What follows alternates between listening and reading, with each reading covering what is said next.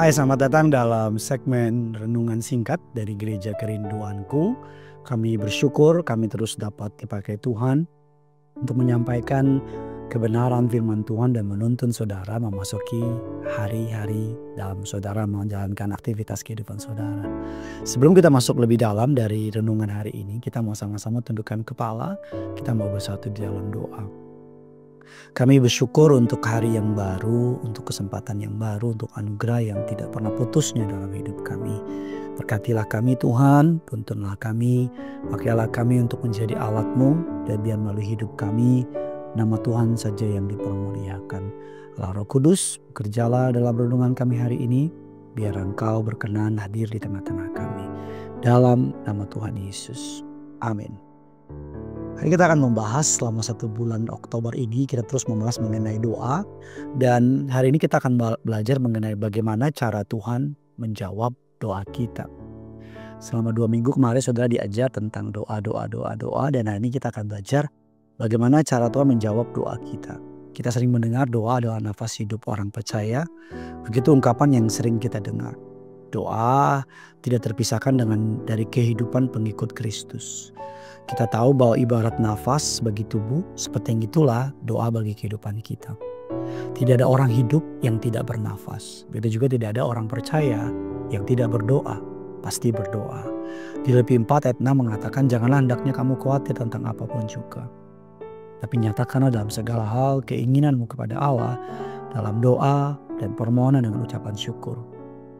Tuhan ingin kita terus bertekun dalam doa dan minta kepadanya. Namun kita tidak hidup di zaman perjanjian lama atau di perjanjian baru ketika kita bisa bertatap muka langsung dengan Tuhan.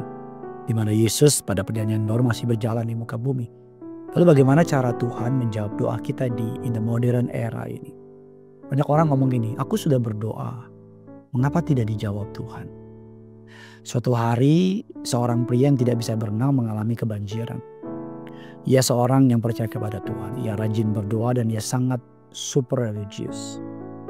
Karena hujan makin keras, banjirnya makin meninggi sehingga mencapai pinggang dari orang tersebut. Ia berdoa minta pertolongan Tuhan. Tidak lama kemudian Rogo Penyelamat datang dengan mengendarai perahu karet dan bilang, ayo jump, lompat. Kami akan menyelamatkan Anda. Namun pria itu menolak karena dia percaya Tuhan akan menolongnya sendiri. Perahu itu pergi. Singkat cerita hujan terus bertambah keras. Air mulai meninggi sampai ke dadanya. Panik dan ketakutan pria itu berdoa. Dia mulai mengklaim banyak ayat. Dan untuk kedua kalinya Rogo Penyelamat datang dan berkata, ayo lompat. Kami akan menyelamatkan kamu. Karena dia dalam tanda kutip sangat religius. Dia berkata, tidak. Tuhan sendiri yang akan menyelamatkan saya.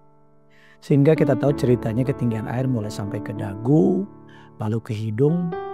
Dan pria ini dalam keadaan berdoa hingga datanglah Rogo penolong ketiga dengan menggunakan helikopter.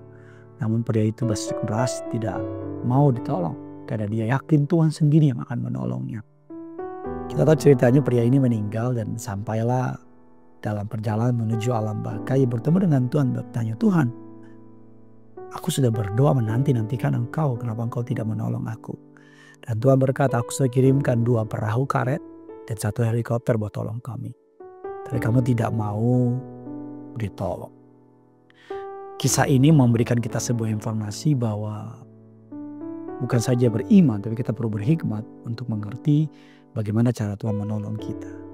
3 hal tentang cara Tuhan menjawab doa kita. Yang pertama, dari perumpamaan itu kita menemukan satu hal, kesamaan, bahwa kita harus terus bertekun dalam doa. Saya yakin pria tersebut bukan berdoa sekali 2 kali. Saya yakin walaupun 3 kali pertolongan, tapi saya yakin dia terus berdoa. Dalam situasi kebanjiran, dalam fakta ia gak bisa berenang, mungkin dia terus berdoa. Cara Tuhan menjawab doa kita yang pertama adalah agar kita terus bertekun dalam doa. Karena sebelum dia mengubah keadaan eksternal, dia ingin mengubah keadaan internal. Sebelum dia ingin mengubah keadaan di luar, dia lebih tertarik mengubah keadaan yang di dalam. Masihkah kamu terus berdoa? Atau jangan-jangan kamu sudah stop berdoa? Ada seorang yang bilang gini sama saya, Saya udah gak pernah doain papa saya lagi, Pak. Saya kenapa? Saya udah lama, Pak, doain, dia gak berubah-berubah. Jadi buat apa didoain? Capek. Ada juga orang berdoa, Pak, saya udah gak berdoa, saya udah gak pernah minta doa. Saya udah gak pernah berdoa lagi minta anak sama Tuhan. Saya tanya kenapa? Alah, gak dijawab, Pak, sama Tuhan. Omong kosong. Kadang-kadang bukan soal Tuhan gak jawab, tapi seringkali kamu yang udah nyerah.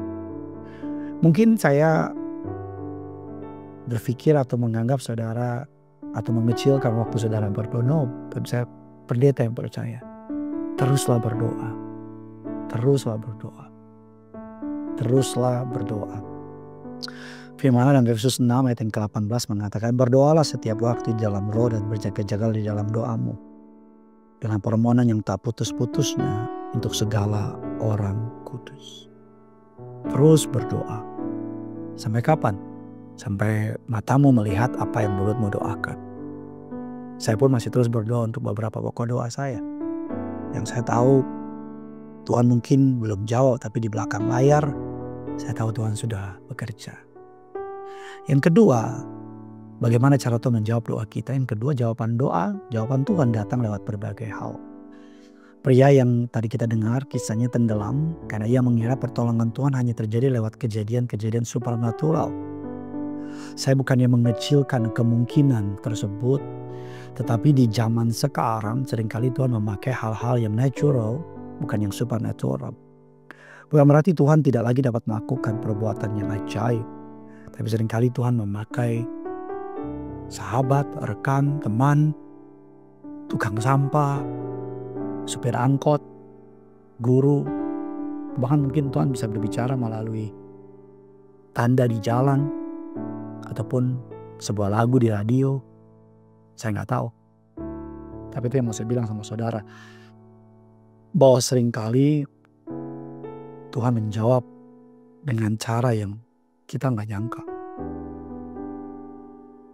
Bapak Ibu, di zaman yang modern ini, tanggapan Allah biasanya sering hadir lewat firman Tuhan yang kita baca. Di firman itu Tuhan berbicara. Yang kedua, tanggapan Allah terkadang hadir dari pembimbing rohani kita. Para kakak rohani, para pendeta, khotbah di gereja. Dalam doamu mintalah kepekaan sama Tuhan.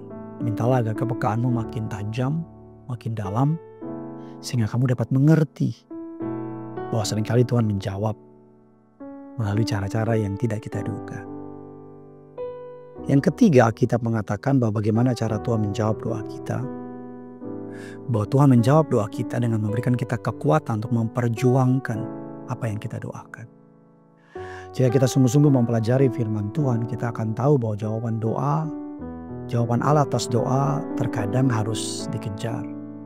Terkadang dia meminta kita melompat ke atas perahu atau memanjat tali helikopter. Terkadang dia meminta kita untuk do something. Maka kita katakan minta, ketuk, cari. Ketiganya adalah sebuah tindakan aktif. Meminta adalah sebuah tindakan, mencari adalah sebuah tindakan, mengetuk adalah sebuah tindakan. Bukan serta-merta menunggu diam saja. Sebagai contoh, kalau saudara sedang menantikan pekerjaan, bukan hanya berdoa. Bikin CV yang baik. Sekarang ada banyak di sosial media, di TikTok, di Facebook, di Instagram, menyusun CV-CV yang akan menarik perhatian interviewernya. Bikin CV yang bagus dan kasih. Lamar, datang ke tes interviewnya. Kalau kamu sedang menantikan pasangan hidup dari Tuhan, ya olahraga, dandan yang wangi, yang cantik, yang keren, kasih senyum, dandan, cuci muka, dan seterusnya. Do your part. Sehingga apa? Sehingga bukan hanya nunggu di rumah. Karena kalau nunggu di rumah bukan pekerjaan yang datang, tukang sampah yang datang. Bukan hanya nunggu di rumah. Kalau nunggu di rumah yang datang bukan pasangan hidup. Tapi yang datang adalah tagihan-tagihan. Bukan berarti Tuhan gak bisa langsung kasih. Tapi seringkali Tuhan lebih tertarik menumbuhkan iman kita daripada sekedar show off. Bahwa dia bisa melakukan segala mukjizat. Tapi Tuhan ingin kita mengambil bagian. Tuhan ingin kita bekerja sama. Oleh karena itu Alkitab tidak hanya mengatakan kita hanya perlu meminta atau berdoa. Tapi kita juga perlu mencari dan mengetuk. Bukan hanya berdiam diri. Oleh karena itu Bapak Ibu, ketika Tuhan tak langsung menjawab permohonan kita, bisa jadi yang pertama dia ingin kita bertekun di dalam doa. Dia ingin kita membangun kesabaran kita. Dan Tuhan ingin kita melihat sekeliling kita. Terkadang jawaban doa kan dari hal-hal yang supernatural. Walaupun Tuhan bisa melakukan itu. Tapi terkadang dari hal-hal yang kita pikir bukan hal-hal yang gimana. Dan Tuhan mau kita berusaha, berjuang untuk yang kita doakan. Maka ada istilah orait labora. Berdoa sambil bekerja. Doakan yang kamu kerjakan. Kerjakan yang kamu doakan. Bagikan kabar baik ini kepada orang-orang di sekitar saudara. Dan tulis di kolom komentar kalau saudara beriman percaya dengan firman ini mengatakan bahwa doa saya pasti didengar Tuhan. Doa saya pasti dijawab Tuhan. Doa saya menyertai saudara, and always remember this. Yang punya surga, crazy in love with you. Mari sama-sama kita datang sama Tuhan. Membawa penyembahan kami kepada-Mu Tuhan. Haleluya. Bila Kau izinkan sesuatu terjadi,